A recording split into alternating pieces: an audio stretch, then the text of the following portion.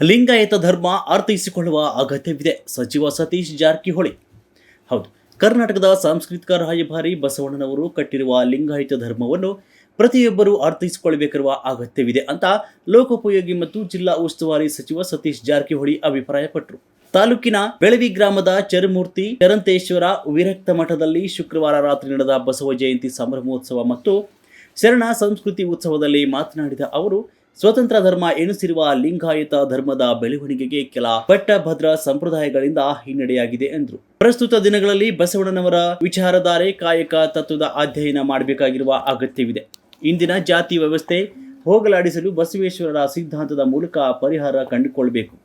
ಮಹಾನ ಪುರುಷರು ತೋರಿಸಿರುವ ಸನ್ಮಾರ್ಗದಲ್ಲಿ ನಾವೆಲ್ಲ ಸಾಗಬೇಕು ಅಂತ ಅವರು ಹೇಳಿದರು. ಶರಣಬಸವ ಸ್ವಾಮೀಜಿ ಸಾನ್ನಿಧ್ಯ ವಹಿಸಿದ್ರು. ಇಲ್ಕಲ್ ಗುರು ಮಹಾಂತ ಸ್ವಾಮೀಜಿ, ಮುಖಂಡರು, ಮಹಾವೀರ ಮೋಹಿತೆ, ನಿವೃತ್ತ ಪ್ರಾಧ್ಯಾಪಕ ಡಾಕ್ಟರ್ ಗುರುಪಾದ ಮರೆಗುದ್ದಿ, ಡಾಕ್ಟರ್ ಜಯಪ್ರಕಾಶ್ ಕರಜಗಿ, ಮಹಾಂತೇಶ್ ಶಾವಂತಿ, ಸಂಗಪ್ಪ ಸರಿಕರ್, ರಾಜಶೇಖರ ಎಂಕಚಿ, ವಿಜಯ ರವತಿ ಮತ್ತಿತರರು ಉಪಸ್ಥಿತರಿದ್ದರು. ಇದೇ ವೇಳೆ ಸಚಿವ ಸತೀಶ್ ಜಾರಕಿಹೊಳಿ ಅವರಿಗೆ ಬಸವ ಸೇವಾ ರತ್ನ ಪ್ರಶಸ್ತಿ ನೀಡಿ ಗೌರವಿಸಲಾಯಿತು.